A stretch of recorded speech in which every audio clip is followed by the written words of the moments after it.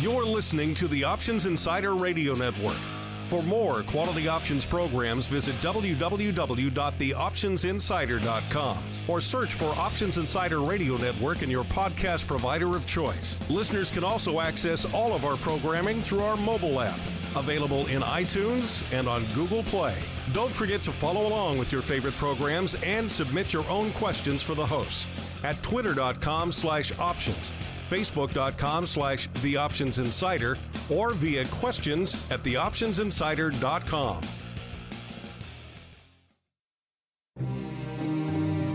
It is a dangerous world out there. Volatility is on the rise and your clients' portfolios are under assault from a growing number of threats.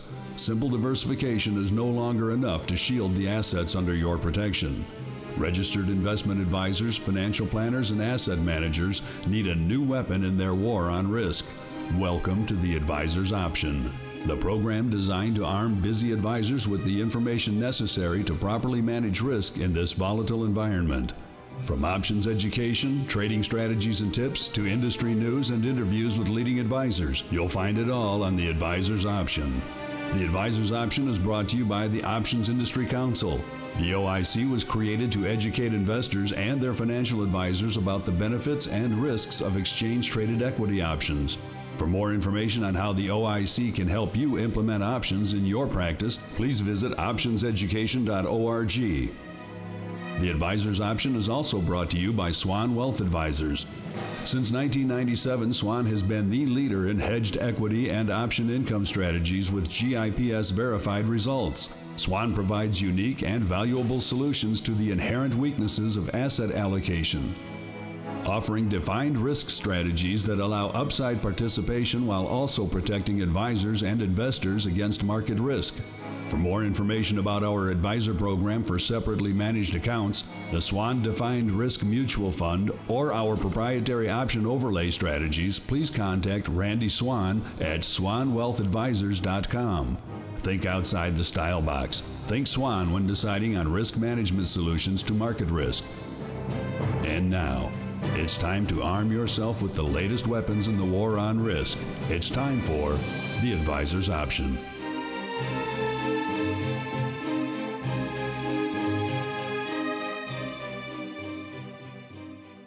All right, everybody, welcome back to the Advisor's Option. This is the program for you, the busy financial advisor who wants to learn more about how to implement options into your clients' portfolios, as well as for you out there, the clients who are looking for a new financial advisor, want to learn more about what that financial advisor should be able to do for you. My name is Mark Longo from the optionsinsider.com, as well as from the ever-expanding Options Insider Radio Network. If you haven't had a chance to check it out yet, listeners, and you've been reading and hearing a lot about Flash Boys and all the Sturm und Drang over HFT in the markets, whether the markets are rigged, all that fun stuff, then check out the latest edition to our network, Trading Tech Talk. We dive into all of that great stuff. Our last episode was a big debate about Flash Boys and all the points they raise in there. So very interesting stuff. Trading Tech Talk. You can find it wherever you find this program and the rest of our content on the Options Insider Radio Network. And of course, while you're there, make sure you check out our mobile app as well. It's available in all the app stores, Android, iOS, and Amazon. So no matter what handset you're running, we have a version for you. You can stream instantly all of your favorite episodes of every program, download them for offline listening at a later date. And you can even, if you hear something on a show you don't like, or something that you like, or you have a question about something, hit that feedback button, send it instantly over to the host of the program, and we'll answer it on an upcoming show. All kinds of cool stuff. Check it out. The Options Insider Radio Network mobile app. I think you're going to like it. All right, and joining me on the old Advisor's Option show today, starting off, the man holding down the rotating OIC hot seat. He is one of the other shaven head men holding down that seat. None other than Mr. Alan Grigoletto, the Director of Education over there at the Options Industry Council. Alan, welcome back to the program. Well, thank God it's radio and not TV, so you don't have to look at my bald head. But thank you, Mark. It's good to be back again. You and Eric heading out there to all these joint ventures. People must get confused when they see you from behind sometimes. Yeah. We're the Tweedledum and Tweedledee, I guess, of options education.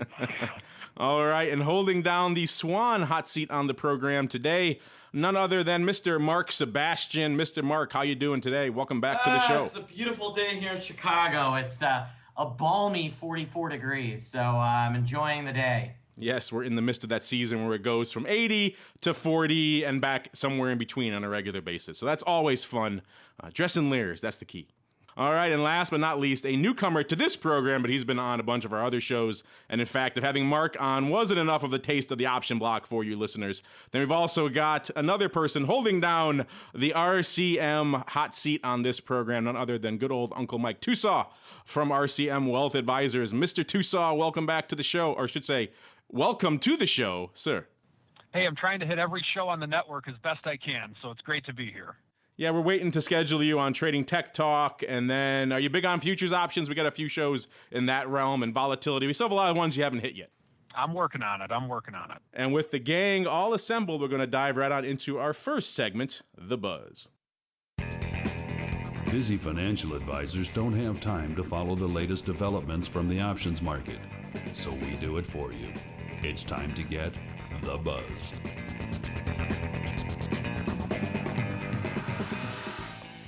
All right, everybody. As the man said, this is the portion of the show where we let you know what's coming down the pike that may interest you, the financial advisor, from an options market, options industry perspective. And speaking of the old options industry, it is that time of year again. In fact, as we record this here in late April, we are approaching the launch date of the annual Options Industry Conference. It is put on by Eric and his fellows over there at the Options Industry Council, and it really is a joint effort of all the exchanges in the business to kind of give a rundown, a lay of the land on what's happening in the world of options. It's a big event. We, of course, go down there, do a lot of our radio down there, and do a lot of different content down from that event. Check out the panels. Kind of a great industry catch-up, if you will. Now, Alan, I know you guys spend a lot of time and effort. This is kind of your big event every year from the OIC. Why don't you go ahead and give our listeners out there who may not be familiar with this event kind of what the focus of the event is, as well as what content you're going to be covering this year.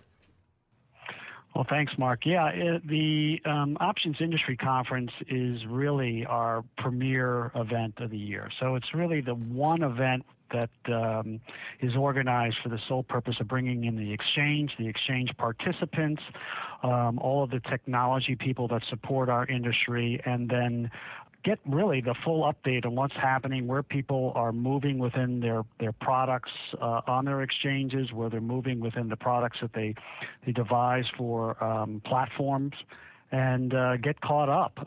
It's pretty intense amount of information in a very short period of time.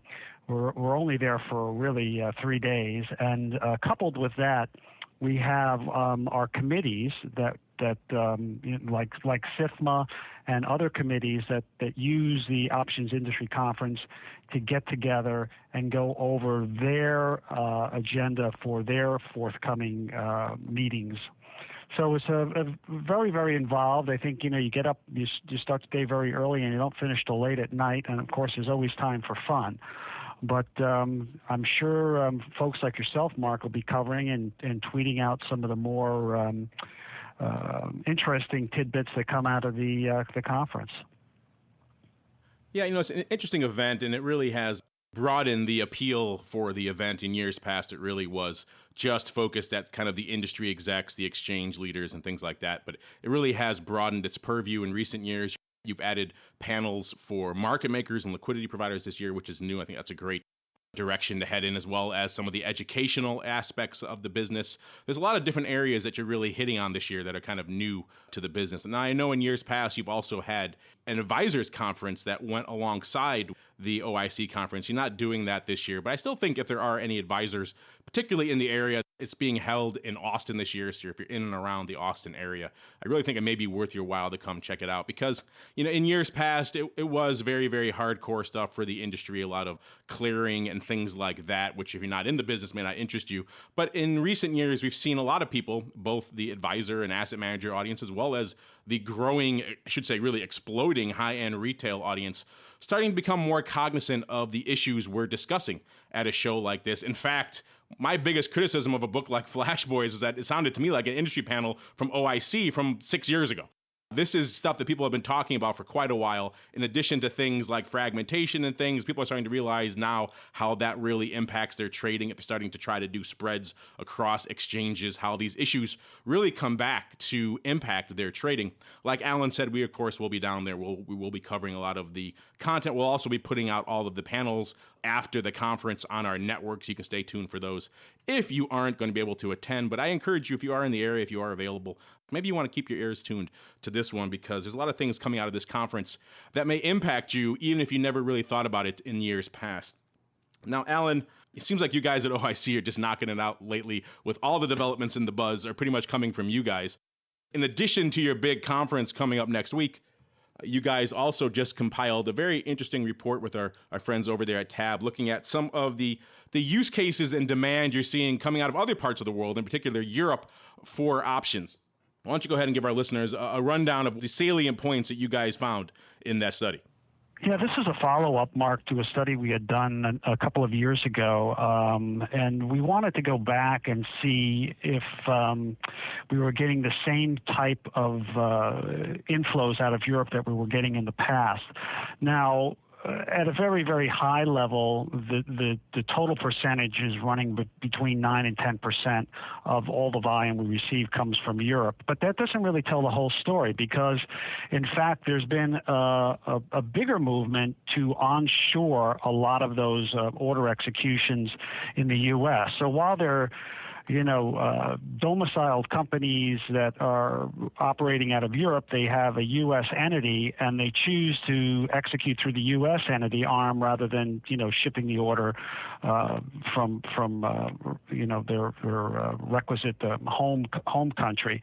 So those numbers are hard to get a handle on, but suffice to say that if you were to look at some of the big major European countries out there, like the UK, you'll see that they're one of our biggest options trading partners. And also note that, the UK doesn't have a very developed options market.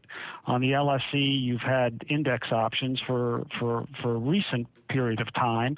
They have some single stock options that I know that they launched, and they're trying to expand upon that. But for the most part, in Europe, you see more trading outside of Holland and Italy in warrants and not in options. So we remain kind of the stronghold for the options marketplace, and options are becoming more and more mainstream every year, which can be noted by our increase in year-over-year volumes.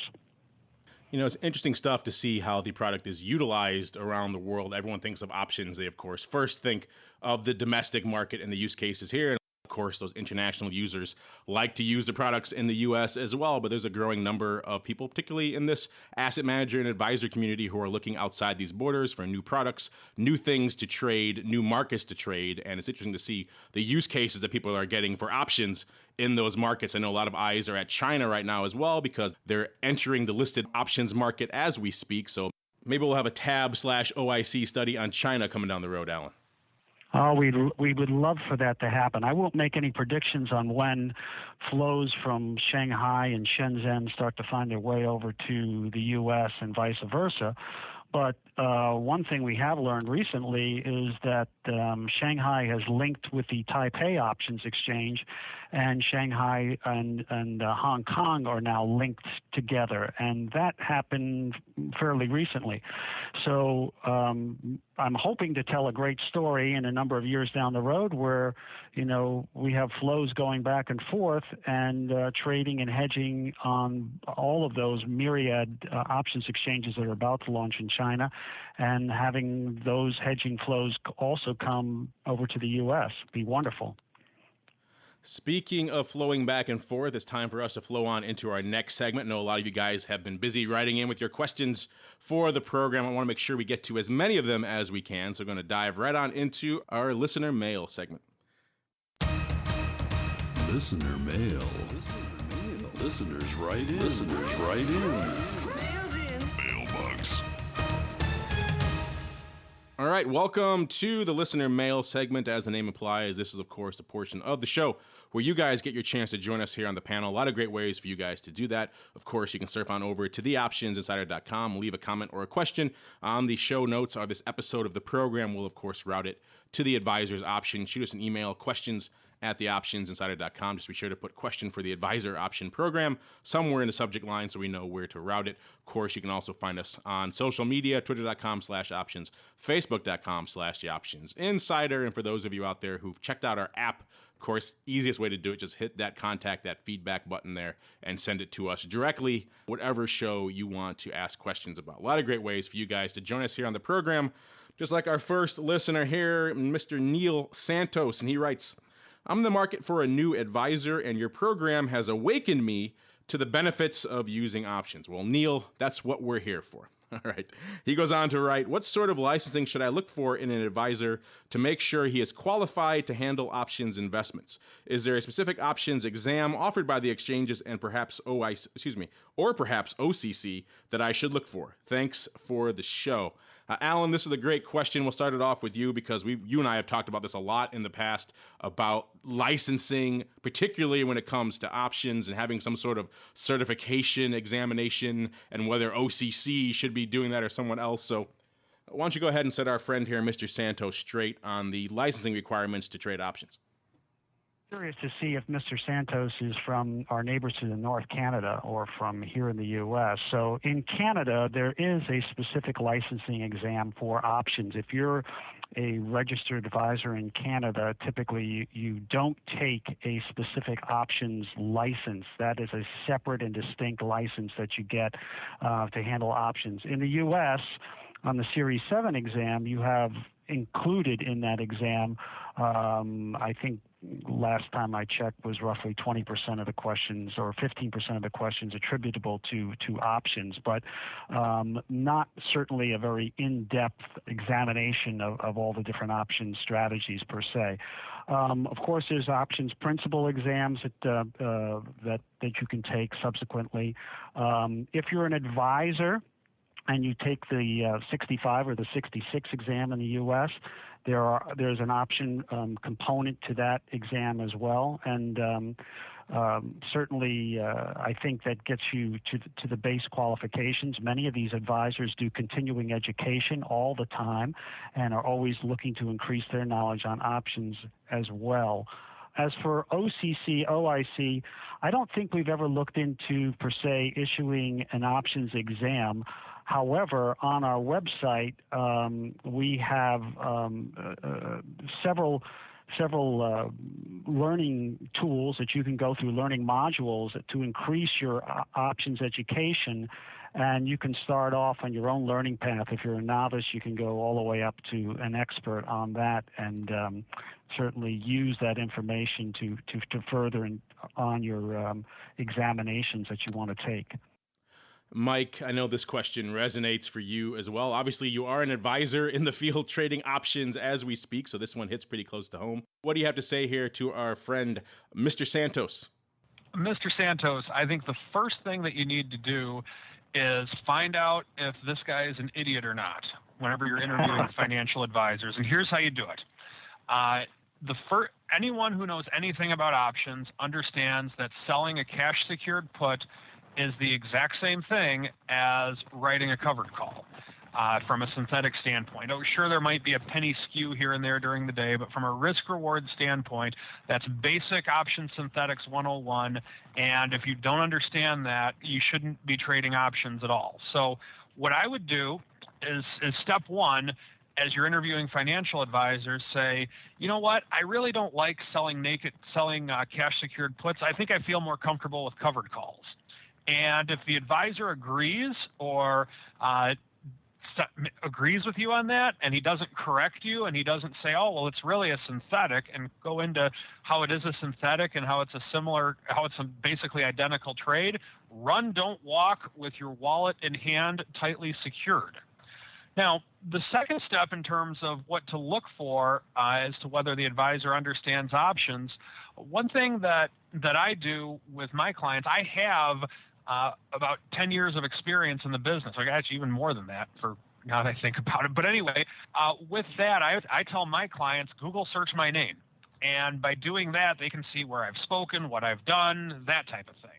And then another thing with which I would do is just talk to them in terms of what you're trying to accomplish with options. I have a client right now who was with a guy, ironically, that left that guy because of that question I told them to ask him, but that's another story. And I think just in looking at their portfolio, they had some covered calls. It's a 7-figure client, and they had a small chunk of the portfolio in some covered calls, which the covered calls themselves were fine. But I think the only reason that they had them in there is because the client was looking to have them do options when they really didn't know what they were doing. So talk to the advisor to say what you want to accomplish with using options. If you just want to use options for the sake of using options to sound cool, well, there's really no purpose in doing that. But are you looking to protect your portfolio? Are you looking to get some income? Are you looking to create some type of leverage? What are you looking to do with options? And then from there, see what kind of experience the advisor has with what you're trying to accomplish with the options itself. And Mr. Sebastian, I know you've been more active these days in the advisor side of the fence. What's your take here for our friend, Mr. Santos? The key is whether a guy has I know lots of people that had Series 3s that didn't know, an option from a hole in the wall. And I've known lots of guys that really didn't have that specialty and knew way more about options. I don't have a Series 3, and I can promise you, I know more about options than 99% of the people that are carrying a Series 3. So, the licensing is not the thing. The key is talking to the guy and getting an understanding, and more importantly, get an understanding for yourself as well. So if the advisor is talking about options, you should know enough to understand what he or she is talking about. And that's really the key. So 1, educate yourself, and then 2, make sure the advisor is educated. All good stuff. It's amazing to me how pervasive this belief is out there that the licensing somehow indicates knowledge of the space. These tests are not designed to test your knowledge of any particular securities market. Well, they are to a degree, but it's really more focused on the regulatory and liability side for most of these types of exams. You want to make sure you're not blowing out all the grandmothers out there. They really don't test if you actually understand how to trade and manage the product you're being tested for, whether it's cash equities or futures or whatever the case may be. So the licenses, they don't really mean as much as you might think, even though a lot of people tend to think that if you have a certain license, that conveys some sort of magical knowledge about a product category. All right, moving on. Next question. This one comes from Jay Andrews, writing to us out of scenic and sunny Philadelphia, PA. And he writes, I have multiple clients with retirement assets in broad-based equity portfolios. I've already done the correlation work and calculated how many SPX and SPY puts it would require to both fully and partially hedge the positions. My initial thought is to utilize SPX contracts, as the larger size will reduce the number of contracts and the overall commissions, but I have serious concerns regarding slippage in the SPX. I fear that over the long term, the dramatic difference in the bid-ask spread of the two products will result in lower returns for my clients in the SPX. 1 or 2 bad fills is all it would take to wipe out several years' worth of commission savings. Are these fears warranted? This is a great question. A lot of us here have had a lot of activity in the SPX and indeed the SPY over the years. Your first estimation is correct. You don't say how much size you're doing. I'm assuming it's a pretty sizable number of portfolios you're looking to hedge, which is why you're leaning towards SPX. So if you're in that camp, SPX is probably the best choice for you, but you're right, there is a concern about the bid-ask spread out there. If you look at it and spend any amount of time looking at SPY versus SPX, you'll see the spreads are dramatically wider, and that's why it really comes down to the expertise of execution you can handle out there in the SPX product. If you're doing a lot of different contract size, then I think you'd really benefit from finding a desk that specializes in executing out in the SPX, because it is a very unique product and it takes a lot of time and a lot of effort to really get a good fill. You could easily get run over for a substantial amount of money if you're not careful how you work that order. Mr. Sebastian, that's pretty much what you spend your time doing these days, working orders in SPX puts and some other products. What's your advice here for Mr. Andrews? If you're doing anything over 100 lot in SPY, you're actually going to get better execution in SPX on a 10 lot or greater. The guys really do a good job in that pit. It is much tighter, much more liquid. So If he thinks that he's going to get over time better fills using SPY, he's sorely mistaken. The spread is tighter in SPY, quote unquote, but there's usually almost no give inside on SPY. Whereas SPX, the spread might be, SPY equivalent 15 cents, but really the market's about 2 to 3 cents wide. It's super tight. So my advice generally is, if you're looking to fill SPX, start at the midpoint and move up, start like a dime below midpoint and kind of move up. And you'll probably get filled at either midpoint or a dime within midpoint. And you'll probably get filled, especially on a smaller order. Now, if he's a pretty busy advisor, maybe not that skilled at the execution side, would you recommend he go out and probably find a desk that could help him do this, particularly if he's doing a lot of SPX contracts on a regular basis? Yeah, I mean, work with whoever his firm is, obviously. So I don't know who he's an advisor under, but yeah, I mean, using the desk is going to be very valuable to him if he in order to develop this hedge. And at Swan we have our own desk, which is why we do. Why we've really gotten locked down education or execution, but a lot of firms don't, and hopefully your firm should have a decent desk. Yeah, it's kind of always the breaking point for a lot of the listeners of this show is they don't have the time or the knowledge, or sometimes both, to really execute reliably on their own. These kind of orders you have to babysit a little bit, obviously. So maybe worth their while to investigate that if they're going down the SPX road. Mike, you obviously do a lot of SPY. When do you make that crossover into SPX land? Well, if I have a bigger client, I've done plenty of SPX. The reason with which we do a lot of SPY is because of the fact that I have an army of ants, so to speak, in that we have a lot of accounts, but not a lot of them with which we would have more than 100 lots in SPY. So with that, for what we're trying to do, because we have the separately managed accounts, we go down the route of SPY for that reason. If we were one ginormous fund, then we would totally go with SPX. There's no reason not to. I agree with Mark 100% on that. But for the separately managed accounts with which we have, it makes it a lot easier to go with SPY. All right, next up, we have a question from Darren, and he writes, "Hi, does the OIC have any option alert services? Thanks, and I truly enjoy the program." Now, Alan, we talked about a lot of the things you guys offer over there at optionseducation.org. You have the website, you have the call-in, you have all these other services you provide, both retail and advisors. But do you offer anything along the lines of what he's talking about here, any sort of alert-type services? Yeah, well, Mark, we don't have anything in the realm that, someone like a Henry Schwartz, your good friend, Trade Alert does, but we do have an alert program from OCC, and it's a free email service. You just have to sign up for it. And it just provides the clearing members and exchanges and investors with options and futures related data and information that we generate. You can get daily volume alerts. You can get contract adjustments, which is always very important. You can get intraday contract adjustments and important notices.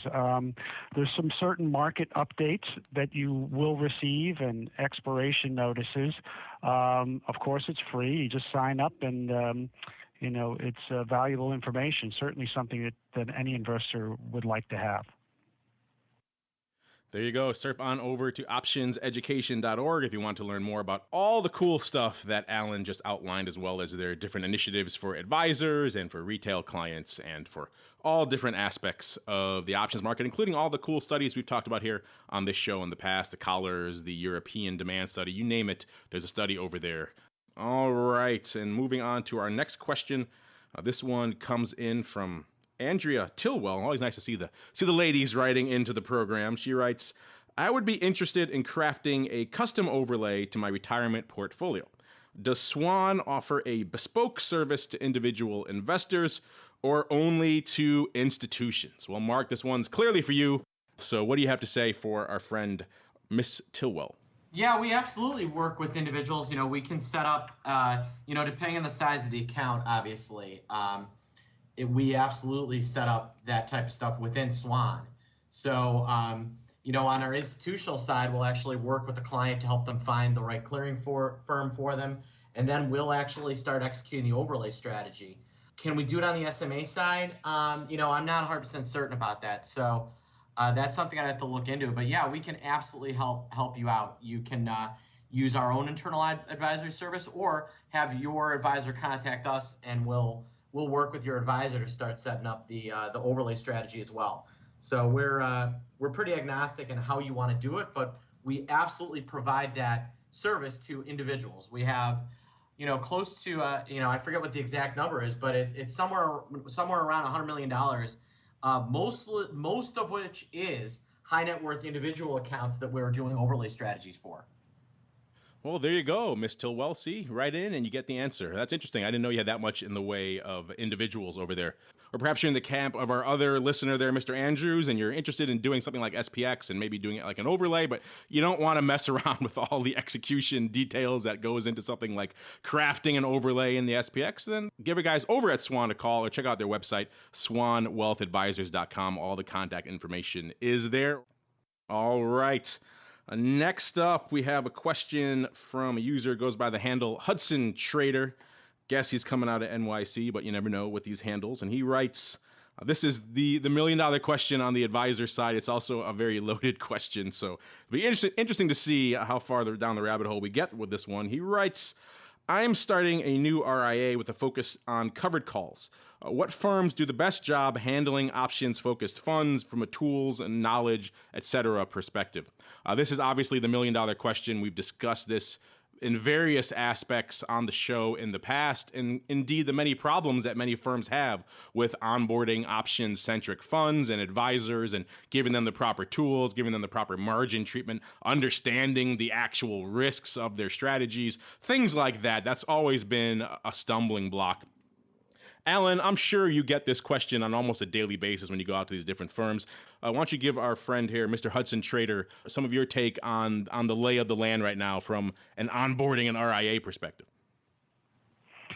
Well, it's amazing. In the last few years, we've seen just a plethora of new products coming on that have optionality.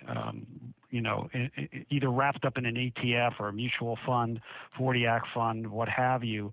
It's actually a very timely question, Mark, because we're going to start to put on our website a list of firms and funds that can handle options and do a very good job that an advisor can query, take a look at. It's not a comprehensive list by any stretch of the imagination, but any RIA could look at this list on our website and at least use it as a starting point to look into some of the different product offerings that are out there, including sub-advisors as well as products that are wrapped up in an ETF.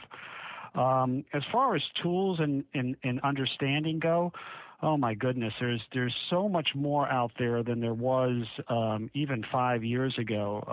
I guess it depends on what the RIA particularly needs. When you look at it from an RIA perspective, you're going to be doing predominantly either covered calls, protective puts, collars, I think for the most part, and cash secured puts. So that's not by any stretch of the imagination very complicated option strategies as opposed to doing multi-legged spreads and the like. So I think the industry is pretty well serviced with good tools that are easily downloadable. Certainly calculators, which and everyone on this panel knows, used to be very expensive tools or giveaways virtually on any good website. I'll turn it over to my colleagues too. Maybe they have some better suggestions than I can give. Mike, you're obviously knee-deep in this space right now. You've spoken with and worked with a lot of different firms out there from an options capacity perspective. What advice do you have to pass along to our friend here, Mr. Hudson Trader? Well, we have relationships at RCM, we're an RIA, and we have relationships with 4 different firms. MoneyBlock, Schwab, Interactive Brokers, as well as TD Ameritrade / Thinkorswim. And primarily where most of our option trading is done through is the TD Ameritrade / Thinkorswim. I'd say probably the second most is Interactive Brokers, and we don't do anything through Schwab or MoneyBlock and by way of option trading. I am very happy with TD Ameritrade and with their ThinkPipes platform. And if you want to do, just to give you an idea of it, for this question, I brought up my ThinkPipes trade ticket, and I can do, these are the trade tickets that are available: covered, vertical, butterfly, back ratio, calendar, straddle, strangle, collar with stock, collar synthetic, iron condor, straddle, strangle, swap, double calendar, double diagonal. You can have all those things at the advisory level and trade separate accounts. You can trade them within your block account. You can trade them individually.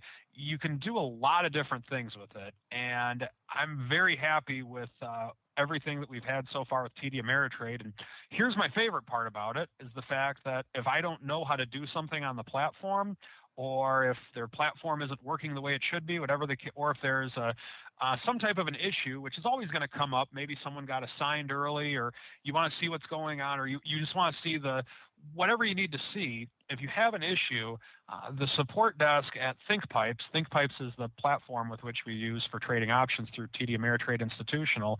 The support desk at ThinkPipes has been phenomenal to us. And they always figure out a way to get back with you in a timely manner. And I've called them when the market's real busy. I've called them when the market is slow. And I can't say enough good things about the customer service that we've gotten at TD Ameritrade / ThinkPipes. So I would definitely look into the different areas, to the different brokers. But so far, I would say my favorite, if you have to go with one, would be TD Ameritrade. There you go. Some real world recommendations there from a product and a platform perspective. Always a difficult thing to find a good platform that can handle options for the advisor / institutional audience. So when you find one, you hold on to it like it's grim death. Speaking of new platforms and new products, I know, Mark, you guys over there at Swan, they've encountered this issue themselves in the past, and their response to it was essentially to build their own tools to execute and to kind of work with some of the large firms. Is that a path you might recommend to a new RIA? When you hit a certain level, and you have to have some guys that really know what they're doing. Our internal separately managed account software is probably our biggest edge in the business. Nobody has anything like it. It's something Rob built, and it's absolutely unbelievable. We also have had a great experience with ThinkPipes. They're a Thinkorswim. ThinkPipes TD has been a great partner for us. And then on the other half, yeah, we've got our own institutional business that we've kind of started, and that's all been on the internal side. So, you basically have to work with what's given to you until you kind of hit the the path of no return, and you make that leap. If you're really willing to make that leap and you really want to jump in, then yeah, it can make sense to build your own software. But that is a major commitment. And Mike, you touched on, of course, MoneyBlock as well. They're an interesting new participant in this space. People may know them from their retail incarnation, which is Trading Block. But of course, they onboarded a lot of the remnants of the former Schwab OX Brokers Express platform, which until the last couple of years was pretty much the leading player in this space for options-oriented platforms for advisors and institutions. Of course, Schwab spun that off, and a lot of those remnants went over to the MoneyBlock group. So they are very much actively looking for and aiming at options-oriented advisors and funds like that. So they may be an interesting choice for you guys as well. Like Mike, I haven't really played around with their platforms. I can't speak to it in any sort of specific detail, but in terms of firms that have an orientation in this space, they are another name to consider. All right, moving on to our next question. We have so many of them. I love that you guys are writing in with such gusto. Next question comes from a listener, goes by the very vague handle of A Firm. And he writes, my clients are pushing for more commodity and volatility exposure in their portfolios. I'm comfortable with options, but haven't traded many futures. So I'm looking at ETF options, particularly SLV, GLD, VXX, USO, and UNG. What is your view on these products from an options perspective? Do they offer suitable depth and liquidity for clients looking for commodity exposure? Great question, Mr. A Firm. A lot of people looking at ETFs and ETF options these days. They're very much the rage with a lot of clients, and you pretty much named the spectrum of popular ETF options products. Of course, things like SLV, GLD, VXX, very popular, very deep and liquid from an options perspective. In fact, I think with pretty much any of these ETFs, you're not going to have too much of a problem with a liquidity perspective, at least. If you want to get options off in these products, that won't be your issue. I think the bigger issue for a lot of these products comes back to how well they actually track the underlying that you're looking to get exposure to. And for things like SLV and GLD, things that actually hold the physical, they do a great job. So they're very liquid, they're very retail friendly. They do a great job of actually tracking the underlying that you're looking to gain exposure to. So for products like that, I think you're very well suited there. Some of the other ones you mentioned started to get a little bit farther afield. We've talked quite extensively on our Volatility Views program about the problems with VXX. In a nutshell, it is a very, very short duration product. It is designed to be held a day or less, ideally, and a lot of people come to it. I'd imagine your use case for your clients will also be a little bit more in the buy and hold type area. And if you're going to do that, VXX is not a good option for you, pun intended. You're much better off going into the regular VIX options as opposed to VXX, which get crushed by roll yield on every month. Depending on the studies you look at, somewhere between 5 and 15% a month that they lose to the roll risk in that product. If you don't understand roll risk, I encourage you to check out, again, our Volatility Views program or indeed our Futures Options Roundtable program where we get into all those topics in a lot more detail. USO and UNG, those ones we also have some issues with in terms of tracking the actual underlying itself. But from an options perspective, all of these products are liquid enough, I would think, for your needs. Mike, I know you love SLV and GLD, so I'm sure you're going to give those two a ringing endorsement. What about the other names he lists here? Yeah, to add to that, I'm currently trading GLD and SLV, so I don't know how much more I can endorse it than that. But from the standpoint of option liquidity, all those products have plenty of that. But like Mark was saying, with VXX, USO, and UNG, you're not going to get what you're looking for to track it.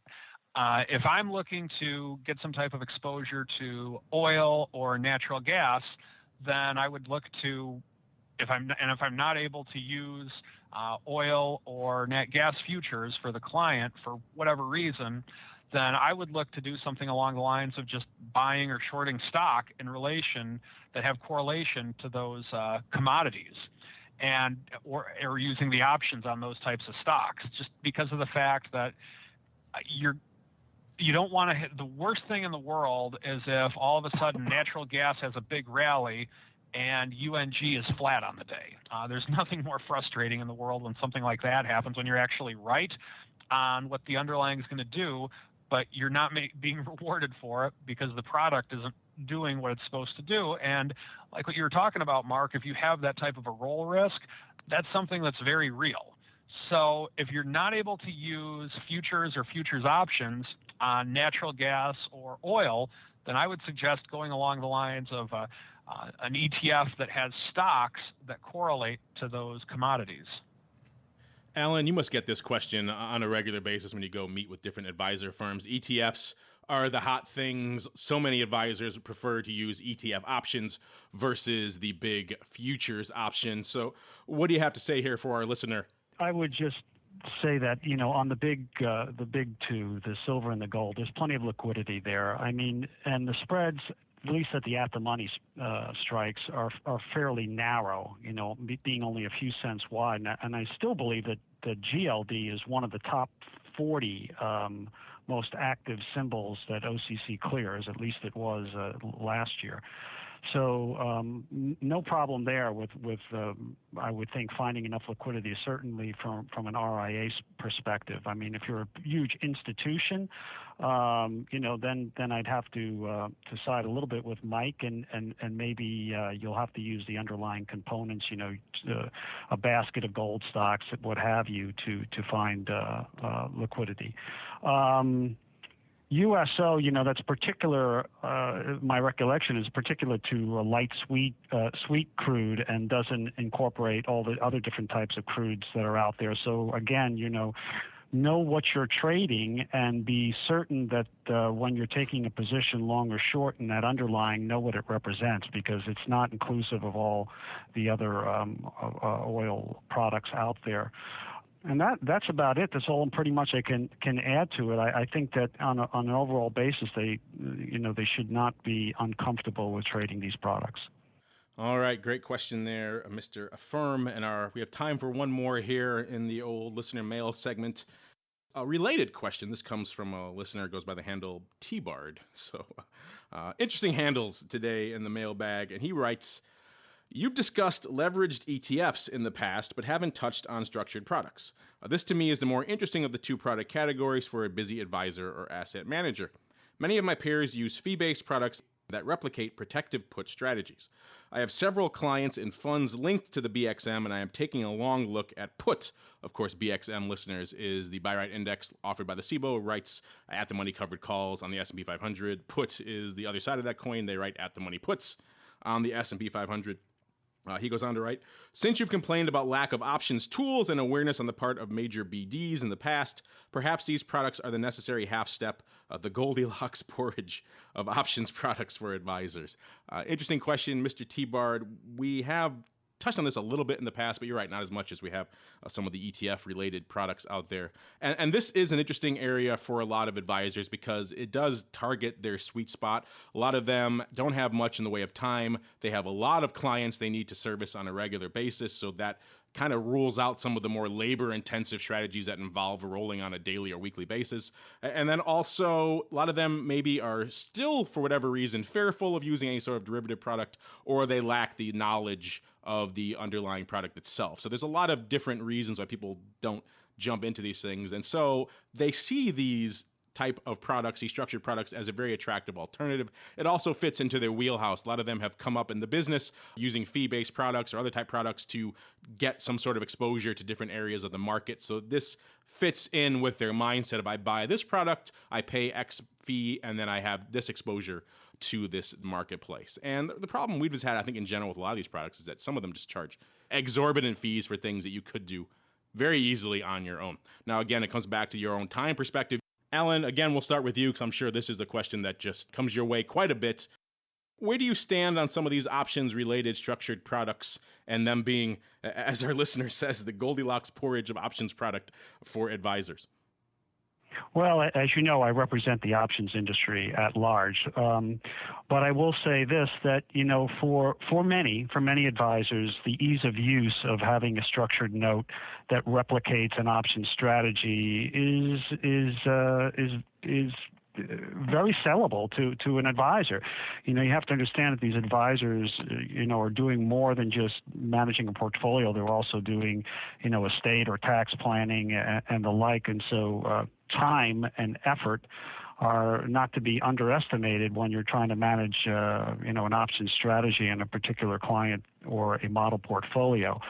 I would say that, if you're looking at both products side by side, take a piece of paper, draw a line down the center of the paper, and understand the benefits and also the risk, if you will, for both products. Now, we needn't have to go into all of the side-by-side comparisons, but you've touched on a few of them. Yes, you're going to pay more for a similar strategy that's structured from a structured note than you would to replicate in the options world. But on the other hand, what a structured note does give an advisor is peace of mind from assignment risk. And advisors are always nervous about that assignment risk question, especially if they're doing these options individually on client portfolios. And that's a taxable event. If you're doing the structured note, you take that out of the equation. I would caution listeners that they need to really understand the fine print of a structured note, because in a structured note, if you want the total return of that particular strategy, it must say total return. If it just says return, there are questions about whether you're actually receiving special dividends or the like from some of these strategies. And that's an important part of the equation when you're doing a covered call, for an example. Yes, the devil is in the details, quite literally, with all of these products. Mike, you're in a bit of an interesting place on this discussion. Clearly, we've talked on the option block many times about how you're very active in there managing the options component of your portfolios. You're doing time spreads and ratio spreads, and you're in there on a day-to-day basis rolling the calls and rolling the puts and things like that. But for the average advisor, that's probably beyond their scope. So what would you say to our listener here with this question about the structured products in general that attempt to, at least in some way, shape, or form, replicate options functionality for that busy advisor? Well, I think that if you're looking for a structured product of some sort, I'm a believer that there's an old saying, whoever represents himself in court has a fool for a lawyer. And so one thing that I try to do is I try not to have 100% of my management. I don't manage every little thing of my clients. At RCM, we're a team. We have another person that does stock picking. I'm the options risk manager guy, so to speak. And so we have a lot of different people that do different things. And then if you're looking for something like that, I think that if you want some type of a structure with a covered call or with something along those lines, I know a guy here in this audience that has some mutual funds that actually do that. And if you can do mutual funds, it makes it a pretty easy thing to do, assuming your mutual fund company has, or your broker dealer or whoever you clear through can do that. And there's no shortage of products out there that can do it, but if you want someone that knows what they're doing and actually has a track record on it, I think that there's this Sebastian guy that might have something to say about that. Yeah, we offer the Swan Defined Risk Mutual Fund might make a lot of sense for you and your clients. Obviously, case by case, I don't know any of these people individually, but you're talking about structured products. Typically, structured products are a little more expensive than things like a mutual fund like we have. So our mutual fund really does accomplish a lot of what the listener was writing in and wondering about. So if you're looking for a product that hedges, produces income, and provides a total, attempts to provide total return, well, then maybe take a look at SDRIX and SDRAX, which are Swan's I shares and A shares. We also have C shares as well. It's just hard to say C shares. All right, good stuff. Great questions, listeners. I love it when you guys really bring your A games, and you certainly brought it this week. Great questions. Keep them coming. Unfortunately, that's all the time we have for the listener mail segment, and that's also all the time we have for this episode of the Advisor's Option. But before we go, let me check in with each of my cohorts here on the Advisor's Option panel to see what they have coming down the road that may interest you until the next time we all gather here together on the old Advisor's Option panel. Starting with you, Mr. Sebastian. You guys have a lot cooking in the old hopper over there at Swan. What do you want to let our listeners know about? What should they be aware of until our next episode? We're still working on Swan Re. We're in final editing of our newsletter, The Good, the Bad, and the Ugly. So that's something that if you want to read, you can contact our office when it comes out. And a couple other big developments we're going to announce in Good, Bad, and the Ugly. And you should be good from that'll be exciting. Speaking of exciting, it doesn't get more exciting than what you guys have cooking over there at RCM Wealth Advisors. I know you guys have a lot of great educational webinars and other things going on. So what's coming down the pike from RCM, Mr. Tusa? All right, well, we're excited. We just did a webinar yesterday on iron condors versus iron butterflies. I had a lot of attendance on that. There's a recording up on our site for it. Go to www.rcmwealthadvisors.com/webinar. And then next Tuesday, right after the close, we are going to discuss adjustments to the iron butterfly. So tune on in. All right. And last but certainly not least, Alan, we touched on a lot of the stuff you guys have coming down the pike over there at OIC, but what else should our listeners be aware of until our next episode? Well, if you're an advisor and you happen to be in the Boston area, Eric Cott, my doppelganger, and I will be at IMCA, which is a conference especially for advisors and family offices. And we'll be doing a workshop on options along with our esteemed guest, Vita Kaufman-Levin from Mesro Financial, who's an advisor who's been using options for some 35 years now. So that's right after the options industry conference. And then following that, the next big event for us, if you're an advisor in the New York metropolitan area, is that we'll be having an event at the New York Stock Exchange in the boardroom, specifically learning about option strategies for advisors on June 12th. And that is an invitation-only event. But if you're a listener and want to attend that event, you can reach out to me, and I will make sure you get on the list. And it's first come, first serve. Thank you, Mark. All right. Thank you for that, Alan. And of course, on behalf of Alan and Mark and Mike and myself, I want to thank all of you out there in the listening audience for downloading and streaming and subscribing, and of course, for writing in with such great questions. Keep them coming. And we'll see you next time right here on The Advisor's Option. The Advisor's Option is brought to you by the Options Industry Council. The OIC was created to educate investors and their financial advisors about the benefits and risks of exchange-traded equity options. For more information on how the OIC can help you implement options in your practice, please visit optionseducation.org. The Advisor's Option is also brought to you by Swan Wealth Advisors. Since 1997, Swan has been the leader in hedged equity and option income strategies with GIPS verified results. Swan provides unique and valuable solutions to the inherent weaknesses of asset allocation, offering defined risk strategies that allow upside participation while also protecting advisors and investors against market risk.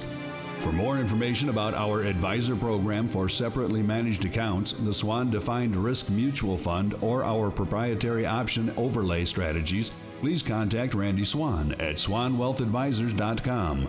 Think outside the style box. Think Swan when deciding on risk management solutions to market risk.